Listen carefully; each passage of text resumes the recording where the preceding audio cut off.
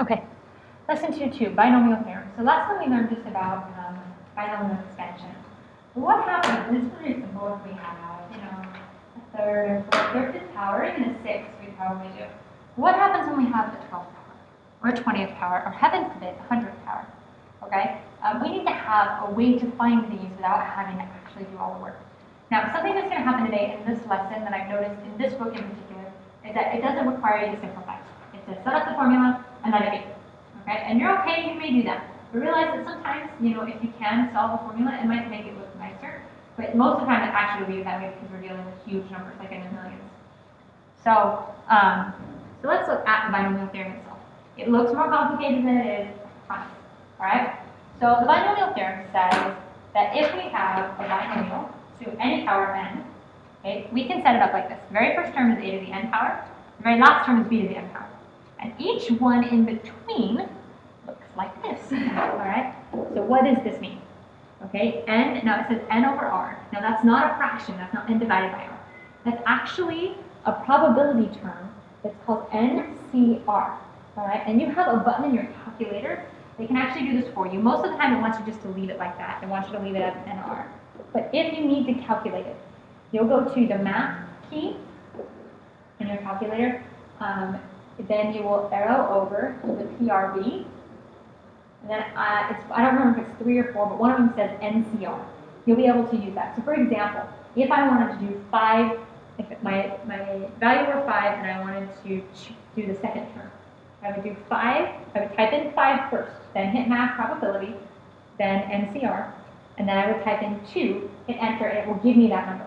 This is the coefficient, okay, the value that's in front of your term, all right? So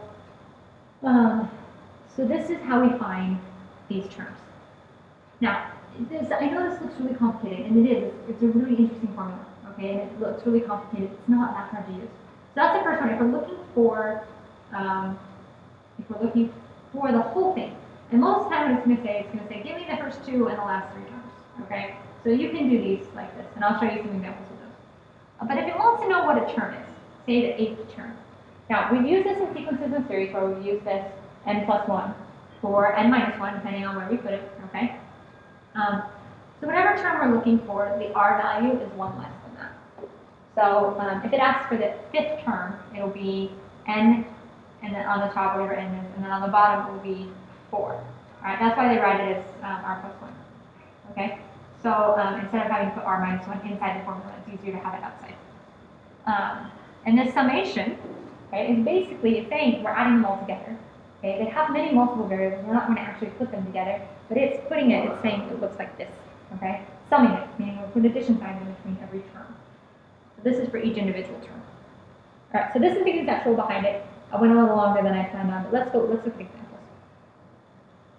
All right, so it says write down the first 3 and the last 2 terms of this binomial expansion. So the first term is going to be easy. Okay, it's a to the n. So it's 1 to the 11th. And it will ask you, it'll say specifically don't simplify. Okay? Then the second term is going to be, okay, NR.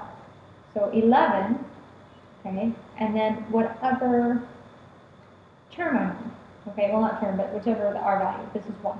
Okay? In this one, the R value is 0. So this one, the R value is 1. And then I have my first term to the n minus 1. N is 11. So 10, n minus 1 is 10, okay, times b, times 2. That's my first term, my second term. My third term, follow patterns, okay? It seems really complex, but if you follow patterns, it's not. Is 11, 2, okay? Then a to the n minus 2, so 11 minus 2, so it's a to the 9th times 2x squared, okay? This one right here is going to be my n minus r, and this one right here is my r value. That's my first 3 terms. Now, on to the last 2 terms. So what I would like to do on this one is actually write the very last term first. 2 to the x to the 11, because we don't need all this stuff, all right? But the next term is going to be R value is going to be 1 less than 11. So,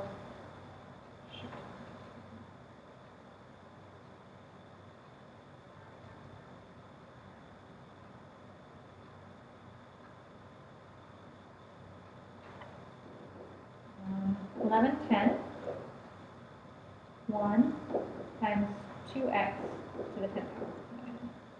Okay. I was thinking I did something wrong. Sorry, I did not. So, and that's it. And I know it seems complicated, but it's not. Follow patterns. Follow patterns. So try them on your own. Okay. So this is the first 3 and the last 2 terms of this expansion. And I know it's a fraction, but it isn't that beautiful. Okay. You can still do it. You don't have to simplify. All you have to do is plug in the formula.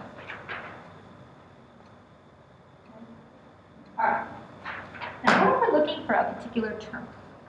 Okay. I want to know. There's your solution. Sorry. And here's example 2. I want to know a particular term. I want the 6th term in this series, or in this sequence. So what I'm going to do is to find the 6th term, I'm going to, where's my formula? It's covered up. Oops. I lost my mic. It did. Sorry.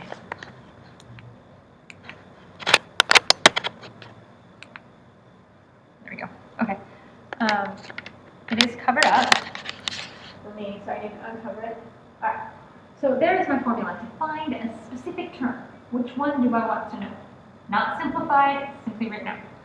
Okay, so if I want to know the 6th term of this, it's T, okay, my pen finger, T6 equals, now this is R plus 1, which means my n value is 15, because that's my exponent. This is R plus 1, R is then 5. Alright, then it's A to the n minus R, so 15 minus 5 is 10. 2x to 10. Okay, and then b to the r, minus 5 to the 5th. And that's all you have to do. Okay, plug it in. Honestly, I will not make you memorize this formula. I promise I'll give it to you on quiz or test. All right, so there's that. Let's try a practice problem.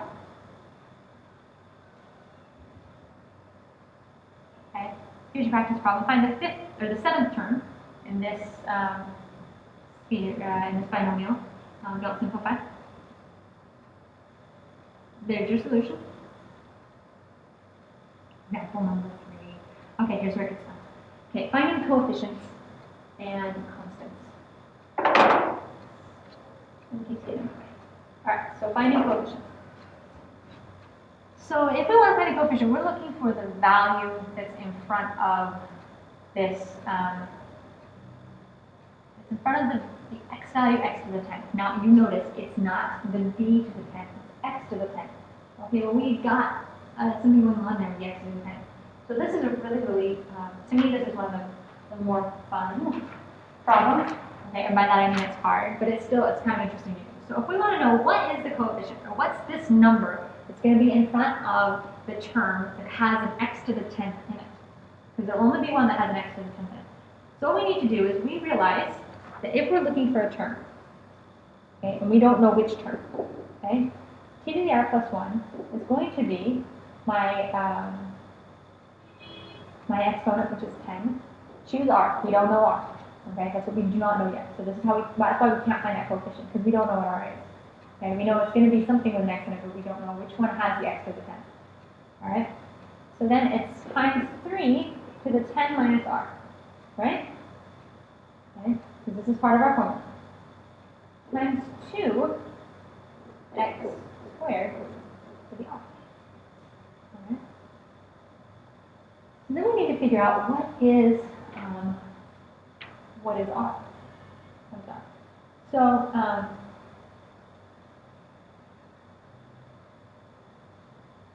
so we're going to simplify this just a little bit right there. 2 to the r, x to the 2r. Okay, so x to the 2r, what do we want x? What do we want that 2r to be? Okay, so if this is the one that I'm going to use, what do we want that 2r to be? We want that 2r to be 10. We're looking for x to the 10th power. Okay, so let me reiterate this. What we're looking for, the reason we did this is because we need to know what x value am I looking for. What is my r value? So that I can plug this in and figure out what my coefficient is. So we're going to say if I want my exponent to equal 10, I could say 2r equals 10. Divide by 2, r equals 5. So now I know what r is. 10 choose 5 times 3 to the 5th times 2x squared to the 5th. All right? So, but I'm still looking for what is my coefficient. All right? So what is my coefficient? What's that number that's going to sit in front of this x to the 10? If I simplify here a little bit, 2 to the 5th times x to the 10. I have 10 choose 5, 3 times 5, 3 to the 5th power, and 2 to the 5th power. I have to multiply all these together to get my coefficient. It's a really long number. I can put these in my calculator though to find it, and I end up with 1,955,2. And that's actually 1,959,552. That's going to be the coefficient on that term that has an x to the 10. Okay, I know this was a hard problem. Okay, review it if you have to. Listen to it again, and then go try the practice problem. Here's your practice problem. Okay, you're trying to find the coefficient of x to the 6th. And the constant term, I know we didn't talk about that, but basically what's that number that's at the very end? All right, it's taking a little brain power. All right, some of you will be able to do this without thinking, without too much trouble. Some of you are going to struggle with this. That's okay. It's okay to struggle a little bit. We're here to learn and to expand our minds a little bit. All right, or hopefully a lot. So try it. If you are totally confused, you have no idea, go check the solution and then come back and look at it again. Okay, here's your solution. I don't know if you can see this box. Hold on. There it is.